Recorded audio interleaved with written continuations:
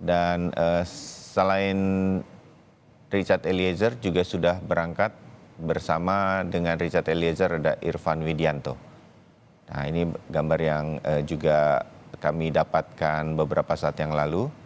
Ada dalam 2 mobil tahanan yang terpisah tampaknya.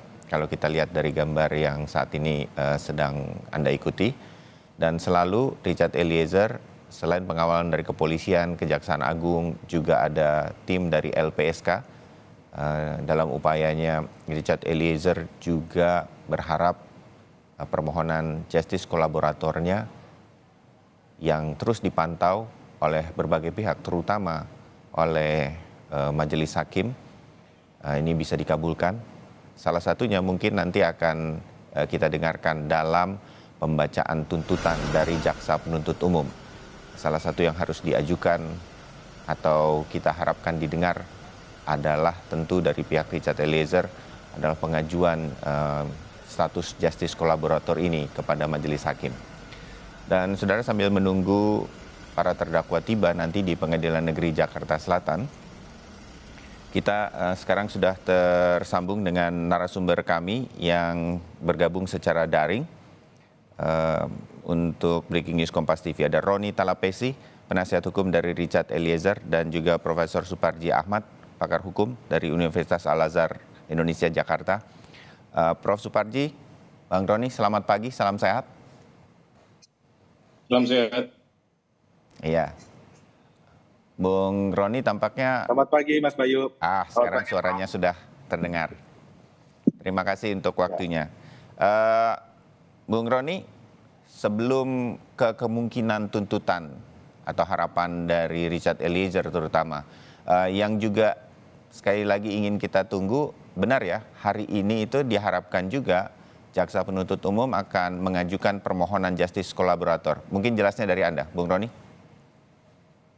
Iya, Mas Bayu, bahwa proses persidangan sebelumnya memang kan dari LPSK, Lembaga Perlindungan Saksi dan Korban, sudah mengajukan surat rekomendasi kepada jaksa penuntut umum terkait dengan tuntutan Richard Eliezer, di mana sudah diatur dalam Undang-Undang Perlindungan Saksi dan Korban pasal 10 huruf A terkait dengan keringanan tuntutan.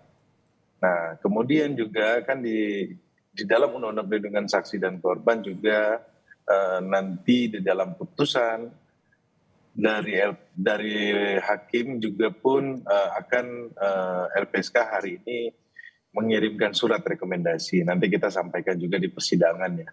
Karena di dalam Undang-Undang Perlindungan Saksi dan Korban itu kan hakim bisa memutus dengan pidana bebas bersyarat, pidana percobaan ataupun pidana ringan, seringan mungkin. Nah, itu sebenarnya ada di dalam Undang-Undang Perlindungan Saksi dan Korban.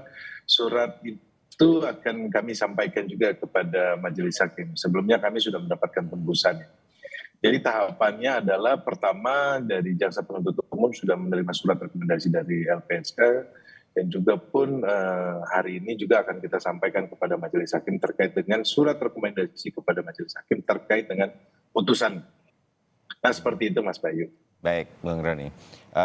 Prof. Suparji, seberapa penting masyarakat harus mengikuti juga khusus untuk Richard Eliezer berkaitan dengan permohonan status justice kolaboratornya di dalam persidangan kali ini? Karena saya menyebutnya begini, tanpa keterangan dari Richard Eliezer, kasus pembunuhan ini tampaknya tidak akan terkuak sedemikian rupa. Prof. Suparji. Ya, saya kira ini menjadi salah satu faktor yang ditunggu oleh publik ya. Apakah dikabulkan atau tidak tentang permohonan JC. Kalau dalam konteks LPSK telah mengabulkannya ya, karena telah ada perlakuan khusus, perlindungan dan lain sebagainya. Nah, berkaitan dengan tuntutan dan putusan nanti, dalam pandangan saya mestinya ini dikabulkan terlepas dari berbagai kontroversi. Bahwa yang bersangkutan tidak konsisten, bahwa yang bersangkutan pelaku utama dan lain sebagainya.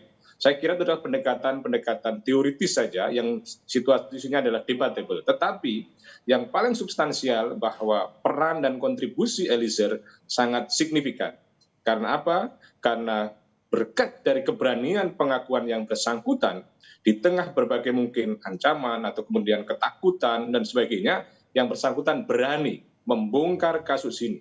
Yang kemudian pada akhirnya semua menjadi tahu bahwa ternyata ini adalah sebuah rekayasa kasus yang telah begitu menyita perhatian publik, begitu menimbulkan kegaduhan, dan begitu banyak orang yang kemudian harus menderita akibat kasus ini. Tanpa pengakuan Richard, maka semuanya akan masih menjadi misteri. Semuanya masih menjadi tanda tanya. Oleh karenanya, tentunya jaksa maupun hakim memberikan penghargaan khusus kepada yang bersangkutan.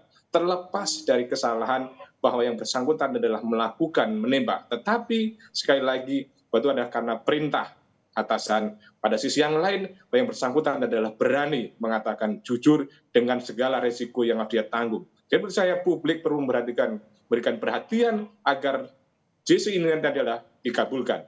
Demikian, Mas.